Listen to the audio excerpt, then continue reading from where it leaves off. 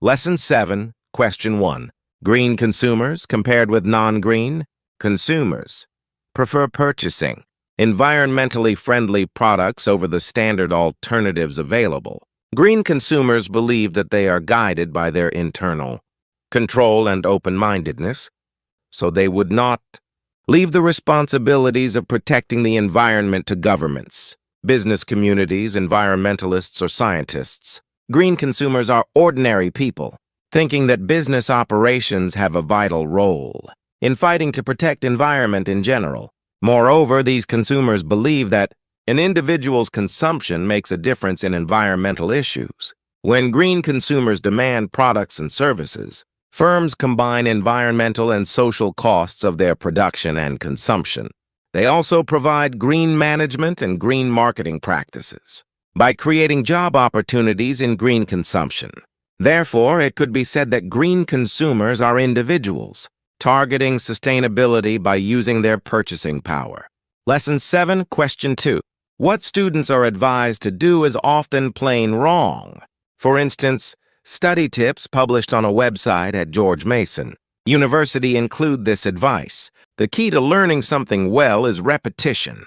The more times you go over the material, the better chance you have of storing it permanently. Another, from a Dartmouth College website, suggests, if you intend to remember something, you probably will. A public service piece that runs occasionally in the St. Louis Post-Dispatch offering study advice shows a kid with his nose buried in a book. Concentrate, the caption reads. Focus on one thing and one thing only. Repeat, repeat, repeat.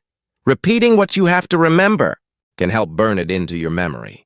Belief in the power of rereading, intentionality, and repetition is pervasive. But the truth is, you usually can't embed something in memory simply by repeating it over and over. This tactic might work when looking up a phone number and holding it in your mind while punching it into your phone, but it doesn't work for durable learning. Burn into one's memory, 이율리 기억에 각인시키다. Pervasive. 널리 퍼져 있는 탁틱 전략. Lesson 7, Question 3. American educators saw Asian American parenting as deviant and, correspondingly, felt white. Middle-class parents and kids set an appropriate standard that others should conform to. For example, when white children outperform minority students, teachers rarely see it as academic bullying or express sympathy about minorities' emotional well-being.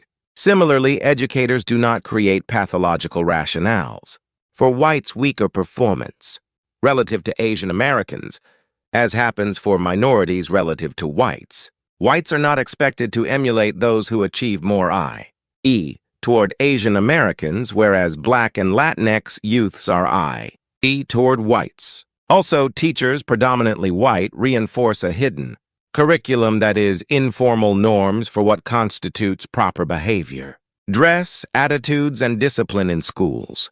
Racial inequalities arise even in integrated and reasonably resourced schools. Educators make significant efforts to address the learning gaps facing minority youths, but do not disrupt the white supremacy embedded in standard practices.